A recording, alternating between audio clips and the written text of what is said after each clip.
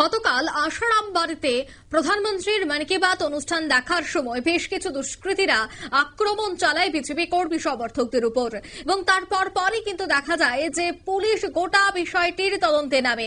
গতকাল এবং আজ এখনো পর্যন্ত যে আপডেট উঠে এসেছে, এই পুরো ঘটনায়, এই মারধরের ঘটনায় এখনো পর্যন্ত ৩ জনকে গ্রেফতার করা হয়েছে এবং ৩ অভিযুক্তের নাম ইতিমধ্যেই প্রকাশ্যে। রিন্টু দেববর্মা, শচীন্দ্র দেববর্মা এবং তাপস দেববর্মা। চাম্পাহর থানার পুলিশ মোট 10টি ধারায় এদের বিরুদ্ধে মামলা নেয়। এই মামলার কেস নম্বর 18/2025।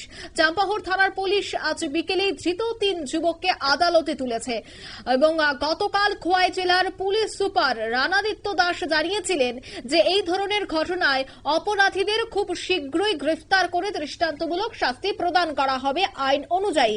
এবং ঠিক তেমনি গতকাল এবং আজকে মিলিয়ে মোট 3 জনকে কিন্তু গ্রেফতার করা হয়েছে। 3 জন দুষ্কৃতী এবার পুলিশের জালে।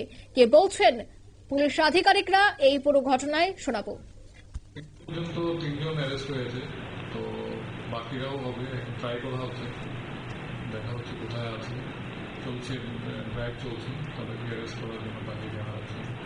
কে কে গ্রেপ্তার হয়েছেন স্যার? এখন পর্যন্ত 3 জন অ্যারেস্ট হয়েছে। একজন হলো শ্রী রিন্টু দেববর্মা, এক হলো শ্রী সুচেন্দ্র দেববর্মা, এক হলো তাপস দেববর্মা। 3 জন অ্যারেস্ট হয়েছে।